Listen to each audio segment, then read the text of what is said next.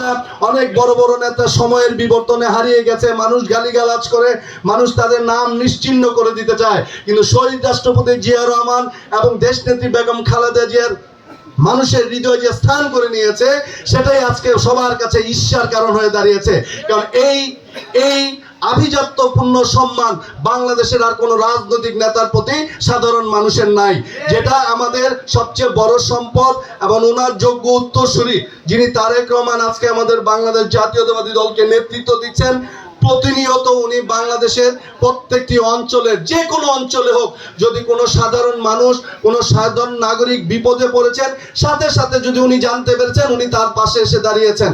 আমরা জাতীয়তাবাদী দলের প্রত্যেকটি নেতাকর্মী চাই যে বাংলাদেশের সাধারণ মানুষের প্রশ্নে যে কোনো সময় যার যার সামর্থ্য অনুযায়ী, আমার হয়তো অনেক কিছু করার ক্ষমতা নাই, মিজানের হয়তো অনেক কিছু করার ক্ষমতা নাই, কিন্তু আমাদের সীমিত সামর্থ্য দিয়ে যদি আমরা মানুষের যে কোনো প্রয়োজনে পাশে থাকতে পারি, সেটাতেই আমরা সবচেয়ে বেশি আনন্দিত উপভোগ করি। বন্ধুরা আমার, আজকে আমাদের আনন্দের ক্ষেত্র হয়ে দাঁড়িয়েছে, যাতে আমরা মানুষের পাশে যদি কিছু করতে পারি, সেটাই আমাদের জন্য অনেক আনন্দদায়ক হয়ে ওঠে। বন্ধুরা আমার, এবং বাংলাদেশের বর্তমান প্রজন্মের যে ছাত্র যুব নেতা, বিশেষ করে আমাদের দলের যারা আছে, সবারই মানসিকতা পরিবর্তন করে দিয়েছেন আমাদের দেশ নায়ক তারেক রহমান।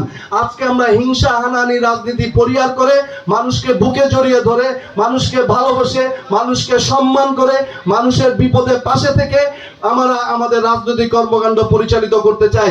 এ থেকে ব্যত্যয় যে ঘটে, কোনো কারণে যদি কোনো সাধারণ মানুষ, সাধারণ নাগরিক বা অন্য কোনো দলের রাজনৈতিক নেতাকর্মী যদি কোনো বৈষম্যের শিকার হয়, অন্যায়ের শিকার হয়, সেই অন্যায়ের পিছনে যদি আমাদের দলের কোনো নেতাকর্মী জড়িত থাকে, তার বিরুদ্ধে শাস্তিমূলক ব্যবস্থা আমাদের তারেক রহমান বহুবার নিয়েছেন। অতএব এই ধরনের রাজনীতি বাংলাদেশে আর কেউ করতে পারবে না, এটা নিশ্চিতভাবেই বলা যায়। বন্ধুরা আমার, আমরা আগামী দিনের রাজনীতি, নির্বাচনের কথা বলছি, আমরা নির্বাচনের জন্য চিন্তিত না, কারণ আমরা একটা উদার গণতান্ত্রিক রাষ্ট্র প্রতিষ্ঠা করার জন্য আমরা আন্দোলন সংগ্রাম করেছি।